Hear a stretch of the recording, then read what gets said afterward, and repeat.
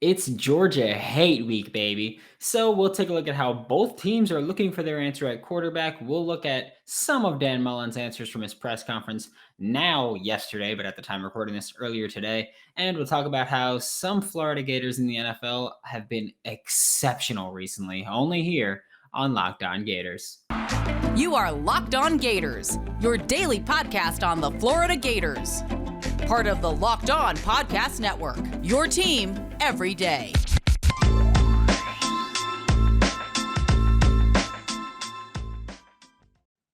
Hello and welcome back to another episode of Locked On Gators, part of the Locked On Podcast Network, your team every day. Thanks for making Locked On Gators your first listen of the day, available daily and free wherever you listen to podcasts. Happy Tuesday, no tape Tuesday today. I am Brandon Olson. You can find me on Twitter at WNS_Brandon. I'm also the founder of Whole9Sports.com, where you can find all of my written work with amazing selection, reliably low prices, and all the parts your car will ever need. Visit RockAuto.com and tell them Locked On sent you. Now getting right into it, neither number one Georgia, which is the most disgusting phrase that has ever left my mouth, neither number one Georgia nor unranked Florida Gators, which is now the most disgusting phrase that's ever left my mouth, have a true quarterback, and it's just LOL. Just given that, Georgia, they don't need a true quarterback. They've just got, secondary stud, linebacker studs, D-line studs, O-line studs, tight end studs. I mean, granted, we have better tight ends. You get the point. They have studs throughout just due to their recruiting being so damn good. But yes, neither team has a quarterback. We'll get more into the Florida Gators in the second half as well because, of course, Dan Mullen's press conference. But Dan Mullen remains non-committal despite Emory Jones looking like he can't be the answer at quarterback for the Florida Gators. And I hate saying that because I've been saying for months that he can be.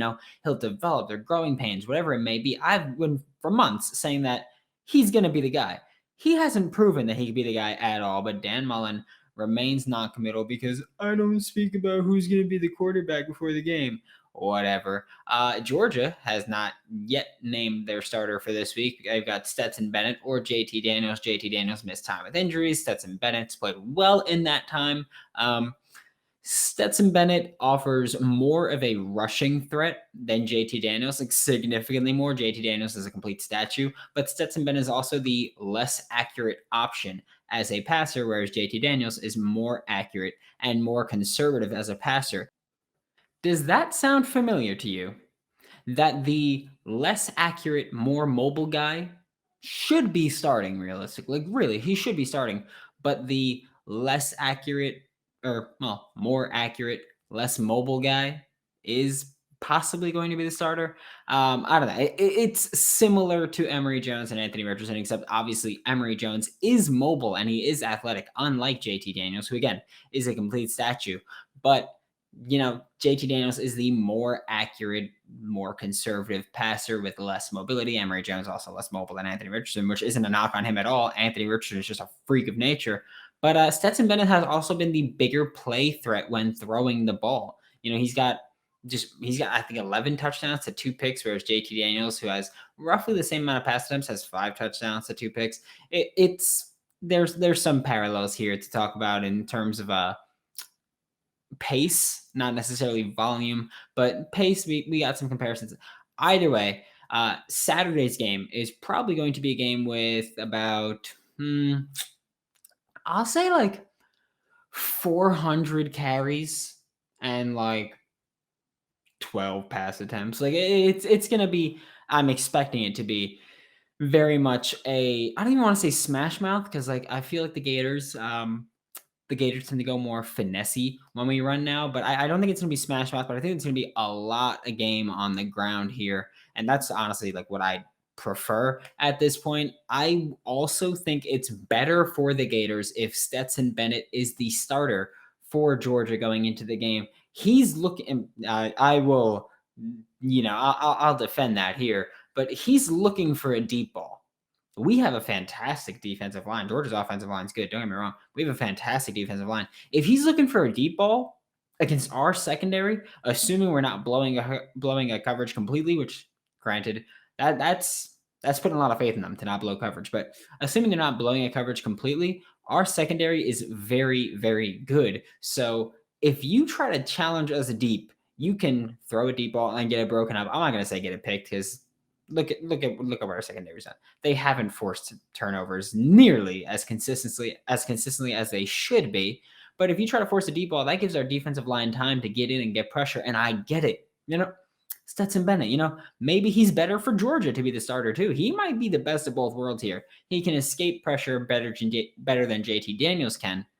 But also he's looking for the deep ball, so he's going to need more time for the routes to develop, and in that time, hopefully the defensive line can get to him. And if he starts to get moving out of the pocket and he tries making a play here and there, maybe, just maybe, the Gators can make a play on the ball there. Maybe he makes a bad throw or two on the run, and it's just incompletions. I don't need picks. I don't need them. I just need the ball to get out of Georgia's hands. That's what I need. And I need the Gators to not screw it up when they get the ball. That's a very important thing also. I need the Gators to not screw that up.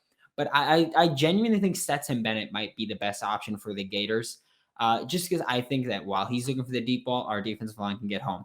I would love it if he would try to challenge our defense consistently down the field. Because again, we had the Tennessee game, deep ball gave up because there was no defense whatsoever. Most of the big plays that the Gators have given up, however, are missed tackles. It's not always blown coverages. That's like here and there. Like, don't look at the Jaleel Billingsley touchdown against Alabama. I don't care. That was a pick play as it gets. It just didn't get called, and it was just, executed really well. But we look at this team and you go, if you want to challenge this Gators secondary vertically, consistently, be my guest. Let our defensive line just pin their ears back and come for your neck. Not literally, though. We don't want to cause injuries, but let them just come after you and deal with it at that point. Like, if that's the route you want to take, go ahead. I promise you, it won't end the way you want it to end if you're a Georgia fan. I'm gonna let you know that. I know last time I was talking a lot of trash, we lost the game, but guess what? I'm back on my bullshit. I'm talking my trash. I don't care. All right, college football fanatics. Have you heard about PrizePicks? PrizePicks is daily fantasy made easy. I love it, and I know you will too. I love prop bets, by the way. PrizePicks offers every sport you can think of. I'm talking NFL, college football, NBA, college basketball, MLB, soccer, MMA, and even more. PrizePicks offers more college football props than anyone in the world and offers all the star Power 5 players that you can get. I'm talking Anthony Richardson, Jacob Copeland, Kyrie Elam if you want. I'm just letting you know, if you want to do it, you can. And the smaller schools like Toledo, we got Bryce Mitchell, Brian Koback, Tyson Anderson. If you want to rock with that too, you can do it all. PrizePicks offers mixed sport entries. You can take the over on LeBron blocks, which I always do, with the under on Curry points, which you should never do. Just don't do it, please. Don't hesitate. Check out PrizePicks.com or go to your app store and download the app today. PrizePicks is daily fantasy made easy. Need something to do with your stimulus, tax refund, GameStop, Dogecoin, NIL, BetOnline, PrizePicks money. I don't care how you get it, man. Just get it. Visit RockAuto.com for all of your car parts needs. The RockAuto.com catalog is unique and remarkably easy to navigate, where even I can do it. And I don't know jack diddly squat about a car. I don't know anything. I promise you. It's not my forte. It's not my strong suit, but I can use RockAuto.com. I can get through it, whether it's brake pads, taillights, or hydraulics, fuzzy dice in a mirror, whatever it is that you need. Go to rockauto.com right now and see all the parts available for your car or truck, whether it's for your classic or daily driver. Get everything you need in a few easy clicks delivered directly to your door. Right, Locked On in their How Did You Hear About Us box? Locked On, LOCKED space ON in their How Did You Hear About Us box, so they know exactly who sent you. Now we're going to take a look at Dan Mullen's press conference and just a few little tidbits to talk about here. QB starting. Both QBs will play. That's what he's been said, which is really, really weird considering last week he was like, I don't get into game planning about quarterbacks. I don't talk about who's going to do what. I don't talk about this going into games. And it's like, bro, it's been a week and you've already turned back on that. So, a little sus there, just going to say that. But both quarterbacks will play. And as Dan Mullen said, it's not about who starts. It's about who finishes the game. That pissed me off because I'm assuming that means Emory's going to take the first snaps, isn't he? That's what's going to happen. He shouldn't at this point. It's just Dan Mullen not wanting to admit he was wrong, because he does that a lot. And I am still going to say that I'm still a big Dan Mullen guy, but he's pissing me off recently. He just won't admit, it's Anthony Richardson's the guy right now. He should be the guy right now. And if you're not willing to admit that, it's simply because you are not willing to admit your mistakes going into the season. I have no problem admitting I was wrong going into the year. I was wrong. It's as simple as that. And, I was like, the whole time, I was like, man, we lost 29-31 to Alabama. I was like, Emory could do it. That was good. That was against Alabama's defense. That was good. And then we looked at the Kentucky game, and it's like, that was bad. I don't know if Emory can do it. That was bad. And then we looked at Vanderbilt, and we were like, oh, it's Vanderbilt. And then we look at LSU, and we're like, oh, it's Anthony Richardson time. And that's what it is. It's Anthony Richardson time.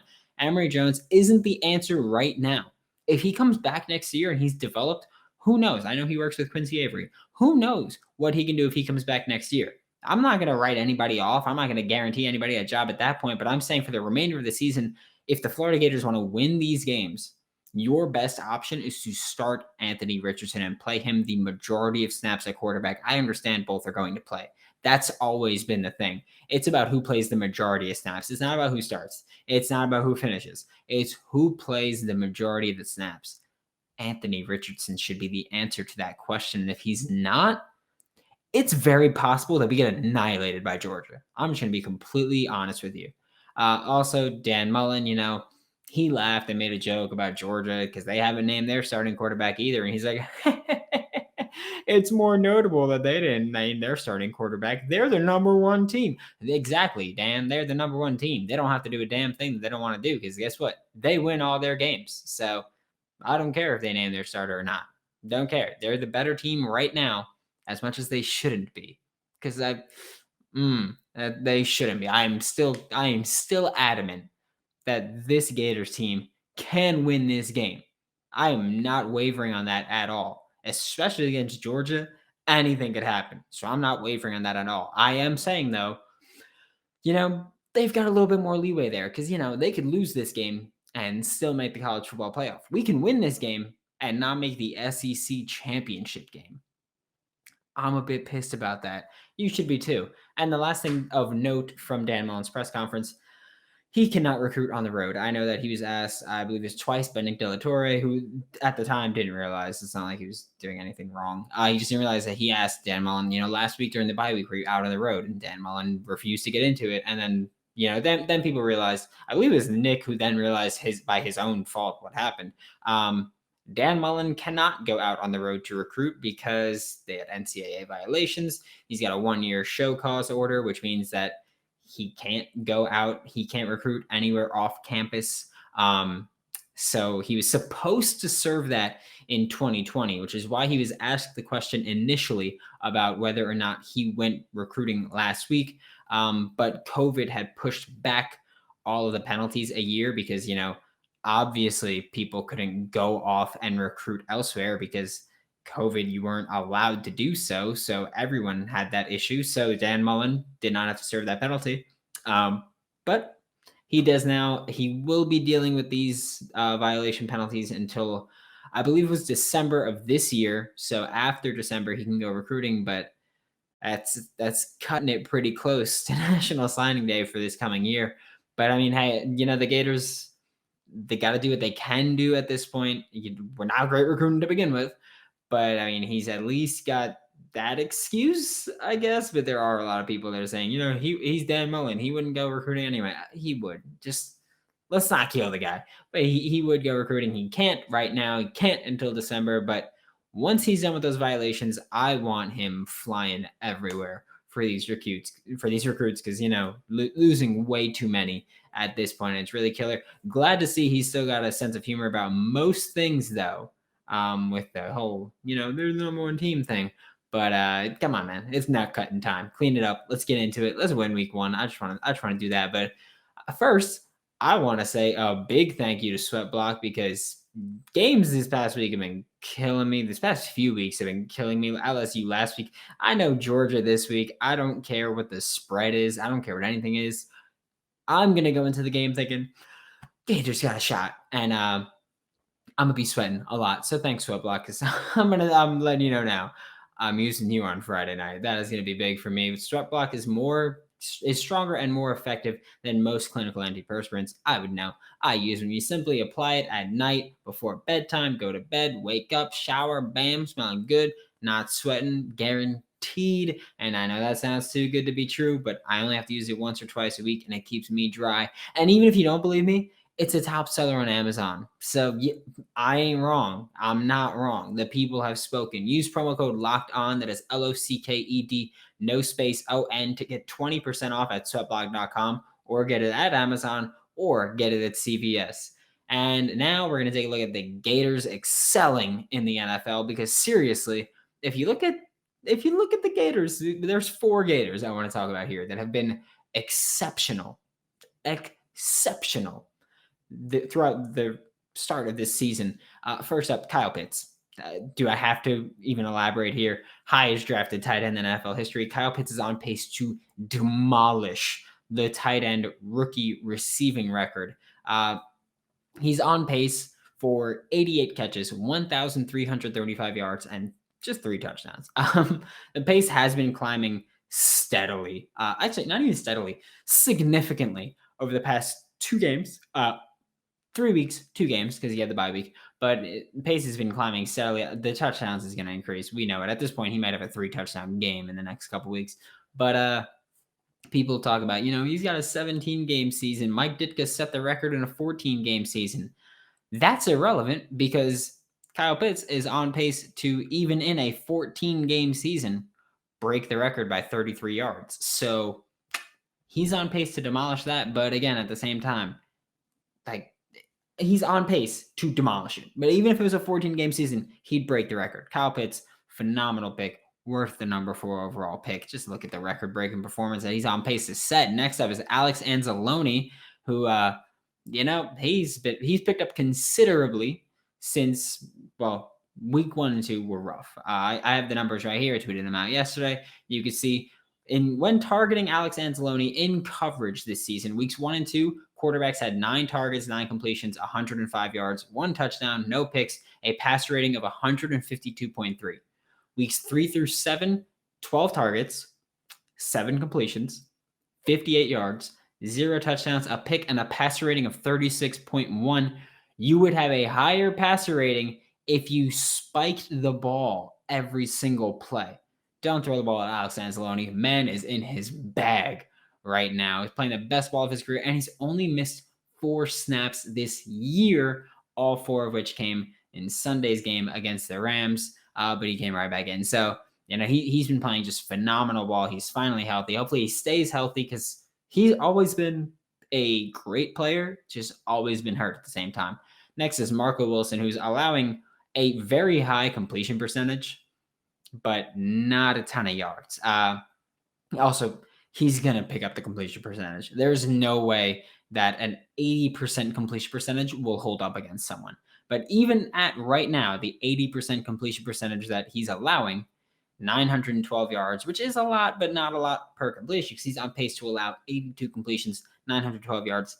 That's not a great, yards per attempt at all. Also on pace to allow 11 touchdowns, which is going to climb down, of course, because he's dealt with a couple injuries, so he's probably going to miss a little bit of time at some point during the year. And also, he's just been cleaning up really well recently. He got off to a little bit of a rough start. I believe he allowed 3 touchdowns through a 3-game stretch, and he's been playing well since then. He's also on pace. He had 0 interceptions, but we know that'll change, because he's had a pick against Matthew Stafford. It just got called back due to penalty. So I'm not thinking that's going to change at all. He's going to get an interception at some point this year. It's got to happen. He's an athletic player who's looking to make a play on the ball. Like, he's going to make the play. And the final Florida Gator to talk about that's excelling in the NFL, I saved him for last because I know a lot of people hate him, but Vernon Hargreaves III. Injuries have been an issue for him this year. He's exited 2 games early because of them, but when he's been on the field, he has been phenomenal. He's on pace to allow 31 targets on 51 completions, which is, that's a not good completion percentage. That's barely above 50%. 419 yards, which is the least amount of yards allowed that he would give up in his NFL career, besides 2018, where he only played 53 snaps due to injury, 0 touchdowns, 3 interceptions. Same, it's kind of the opposite actually of Marco Wilson. At some point, he's probably going to give up a touchdown. It is incredibly difficult to go an entire season without doing so. But Vernon Hargreaves III having a bit of a career revitalization here. He was, of course, starting out in Tampa Bay, which a lot of you guys know because a lot of Florida fans are Tampa Bay Bucks fans because a lot of you guys are near, and I could just see where you guys are located. But we've had a lot of Gators fans that kind of hate Vernon Hargreaves because he was a bust. He shouldn't have been drafted as high as he was, whatever it may be. But he's making the bounce back here. He's on the mend, and I know a lot of people are still going to come for his neck, as they always will, because they hate hearing about him. But Vernon Hargreaves III, Alex Anzalone, both having career bounce back years, revitalizing years, which a lot of people kind of ruled them out for. Both have dealt with injuries in their career. Marco Wilson and Kyle Pitts both on pace for pretty solid rookie years. Marco Wilson, again, was someone who shouldn't have even been playing right now. That's a simple fact. He shouldn't have been out here right now. But he's at a team where they need corners that can play, and he's out there playing the huge majority, if not all, the snaps. He's mainly lining up on the outside, taking out wide receiver ones like Julio Jones in week 1. He played a great game against. He's excelling right now, despite the high completion percentage, which is going to drop. You can throw against an empty field and maybe complete 80%. A lot of guys miss, whatever it may be, but he's playing very well. He's allowed, I think this past week, quarterbacks been targeting him at 5 for 6 and only like 30 yards. It's not like he's getting beat deep at all. It's all underneath stuff that he's making the play on pretty early. So, he's going to pick up. He's going to clean up. His pace is dropping because he's allowing less yards per game. It's just early on. There were a few mistakes here and there. But, Gators in the NFL are excelling. Thanks for making Locked On Gators your first listen of the day every day. Join me tomorrow as it might be crossover Wednesday, trying to get the schedules to match up. Now make your second listen Locked On SEC. Get all of your daily SEC news in less than 30 minutes with SEC expert Chris Gordy of Sports 790. It is free and available on all platforms for Locked On Gators. I'm Brandon Olson. Don't forget to follow me on Twitter at WNS_Brandon. You can find all of my written work with whole9sports.com. That is WHOLENINE Sports. Be sure to check out my pin tweet. Let Locked On know why Gator Nation is the best fan base in college football. And I will see you all tomorrow.